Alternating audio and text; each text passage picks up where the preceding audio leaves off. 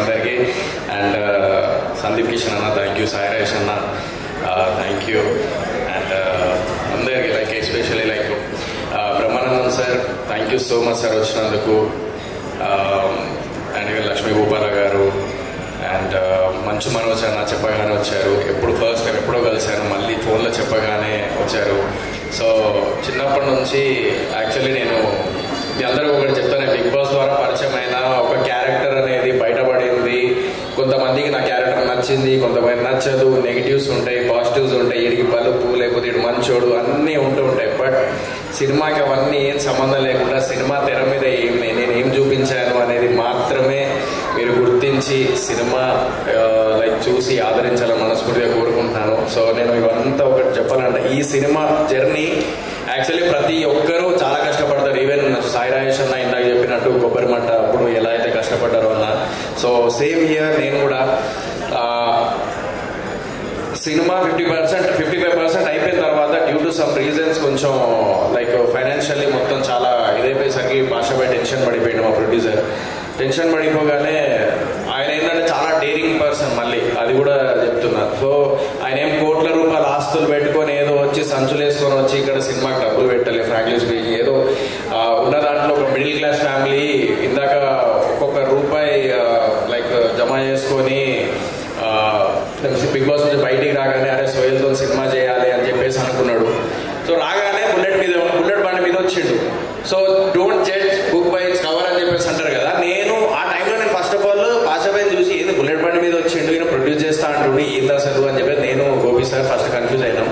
But cut చేస్తే ఆయన లేదు, నేను అకౌంట్లో వేసుకొని అంటే డబ్బులు వేసుకున్న తర్వాత నేను అకౌంట్లో చూపించిన తర్వాత సినిమా స్టార్ట్ చేస్తా అని చెప్పేసి అకౌంట్లో డబ్బులు వచ్చిన తర్వాత సినిమా స్టార్ట్ చేసిండు. అలాంటి వ్యక్తి అతను. సో అలాంటి వ్యక్తి నాకు దొరకడం నా అదృష్టం. నేనేదో ప్రొడ్యూసర్గా నాకు పరిచయం అయ్యాడు, కానీ ఇప్పుడు మా బ్రదర్ లాగా లైక్ అయిపోయింది నాకు. వాళ్ళ ఫ్యామిలీ కానీ వాళ్ళు కానీ అండ్ వాళ్ళ బ్రదర్ సపోర్ట్. సో ఈ మధ్య కాలంలో ఏంటంటే అన్నదమ్ములు కలిసి ఉండడం లేకపోతే కొట్లాడ పెట్టుకొని మళ్ళీ తర్వాత విడిపోవడాలు దూరం ఉండడాలు ఉన్నది. కానీ వాళ్ళు బ్రదర్స్ అందరు కలిసి ఉమ్మడి కుటుంబం లాగా ఉండి ఒకరికొకరు సపోర్ట్ చేసుకుంటూ ముందుకెళ్తున్నారు. సో అలాంటి ఫ్యామిలీ, మిడిల్ క్లాస్ ఫ్యామిలీ నుంచి ఒక్కొక్క రూపాయి చేసుకొని ఈ సినిమా కంప్లీట్ చేసిన వ్యక్తి మా పాషాబాయికి thank you so much. And ఆ టైంలో నాకు ఏమైపోయిందంటే 50% అయిపోయిందానే మనోడు భయపడ్డాడు. సో నేను అన్న నువ్వు భయపడక ఆగు అని చెప్పేసి అన్న. నేను బీరువా నేను ఎక్కడైతే నిద్రపోతానో అక్కడ ముందటే బీరువా ఉంటుంది. ఆ బీరువా దగ్గర మా నాన్న రిటైర్మెంట్ పైసలు ప్లస్ నేను సంపాదించిన సినిమా పైసలు, అదే లక్కీ లక్ష్మణ్కి నువ్వు ఇచ్చిన కొంచెం క్యాష్ అక్క క్యాష్ అడుగుతా. సో అవి రెండు నేను పెట్టుకొని నేను బీరువా దగ్గర కూర్చొని ఉన్నా. నేను చూస్తున్నా ఇట్లా 43 లక్షలు ఉన్నాయి, ఇక్కడ సినిమా కష్టాల్లో ఉన్నా అని చెప్పేసి అంటున్నారు. ఏం చేద్దాం అని చెప్పేసి ఆలోచించి ఇల్లు కొనుక్కుందాం అనుకున్నా. ఐ థింక్ సందీప్ అన్న కూడా సంథింగ్ 70 లక్షలు ఏదో అప్పట్లో ఇల్లు కొందామని చెప్పేసి వెంకటాద్రి ఎక్స్ప్రెస్ మూవీ అప్పుడు అన్నా. నేను still I remember that in interview.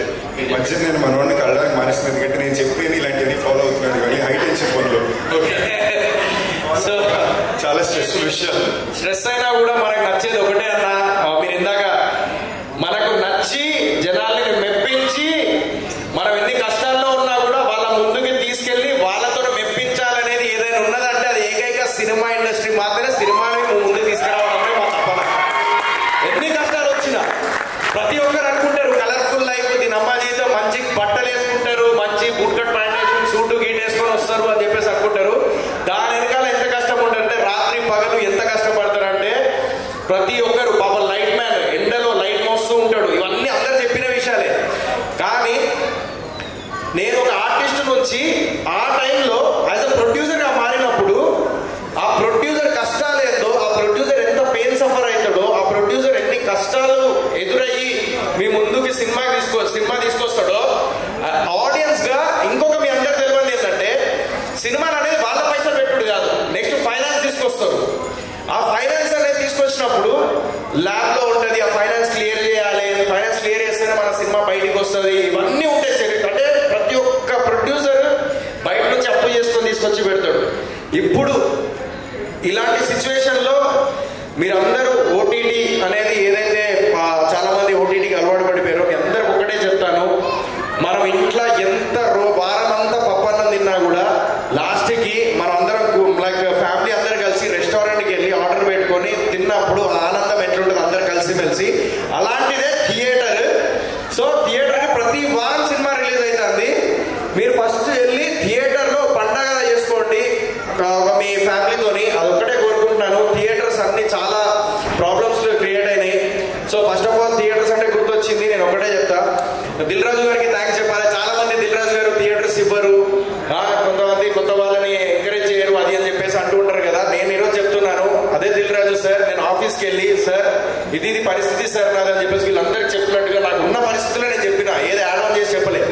అలాంటి టైంలో లేదు నైజాం నేను చూసుకుంటా, దాని గురించి టెన్షన్ పడకు, నేను థియేటర్స్ ఇస్తున్నా అని చెప్పేసి దిల్ రాజు గారు థియేటర్స్ ఇచ్చారు. That is Dil Raju.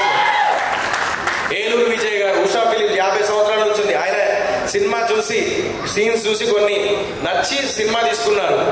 So ఇవన్నీ నేను ఎందుకు చెప్తున్నానంటే, బేసికల్లీ ముందుకు వెళ్తున్నప్పుడు అందరం డైలాగ్ కొట్టచ్చు, నేను కష్టం పడతా, నేను ఒక్కటి నాది నేనే లేపుకుంటా, నాది నేనే ఇది ఉంటా అని చెప్పేసి అంటూ ఉంటాం. కానీ ఇక్కడ లాస్ట్ కావాల్సింది ఒక సపోర్ట్ అనేది జీవితంలో కంపల్సరీ కావాలి. అదే సపోర్ట్ ఈరోజు బ్రహ్మానందం సార్, నాకు మంచు మనోజ్ అన్న, సందీప్ అన్న, సాయి రాజేష్ అన్న, నాకు విరాజ్ అశ్విన్ కానీ వీళ్ళందరూ, మా గోపి సార్, వీళ్ళందరూ సుమక్క ముఖ్యంగా చెప్పొద్దని చెప్పింది మళ్ళా చెప్తున్నాక నేను లేదు, మళ్ళీ చెప్తున్నా, నా కష్టం నేను చిన్న స్క్రీన్ నుంచి వచ్చినా కాబట్టి నా కష్టం ఆల్రెడీ వద్దు చెప్తున్నా నేను. సో నేను చెప్పగానే లేదురా నువ్వు ఎందుకు టెన్షన్ పడుతున్నావు, ఆల్రెడీ మొత్తం రూపాయికి ఇది అవుతున్నావు అని చెప్పేసి, లేదు నేను చెప్తా, నన్ను చెప్పి నీకు దండం పెడతా నీ కాలు మొత్తావు. సో లేదురా, నేను ఇంత పేరు సంపాదించుకున్న దేనికి, డబ్బులు సంపాదించుకున్నా, నేను పేరు సంపాదించుకున్న అన్న అయిపోయినాయి. మీరు ఎదిగేటప్పుడు యంగ్స్టర్స్, మీరు ఎదిగేటప్పుడు ఇలాంటి సిచ్యువేషన్లో ఉన్నప్పుడు, లేదు మీ దగ్గర పైసా ఉంటే నేను అడిగేదాన్ని, కానీ మీ దగ్గర రూపాయి ఇచ్చేసుకుని కింద మీద పడుతున్నావు తెలుసు. ఇంత పేరు సంపాదించుకున్నది మీలాంటి నా కొడుకుని నేను లైక్ ప్రమోషన్ చేసేటప్పుడు ఎంత ఇబ్బంది పడ్డానో నాకు తెలుసు. అలాంటి ఇబ్బంది నువ్వు పడుతున్నావు, ఇప్పుడు నేను వస్తున్నా నీ ప్రీ రిలీజ్ ఈవెంట్కి ఫ్రీగా అని చెప్పేసి వచ్చి. థ్యాంక్ యూ సో మచ్ అక్క, ఇది రియల్ కష్టం తెలుసుకొని వచ్చింది అక్క. సో ఆ విషయంలో మాత్రం నేను థ్యాంక్స్ చెప్పాలి సుమక్కకి. అండ్ నెక్స్ట్ నా ఫ్రెండ్ పండుగాడు, వాడు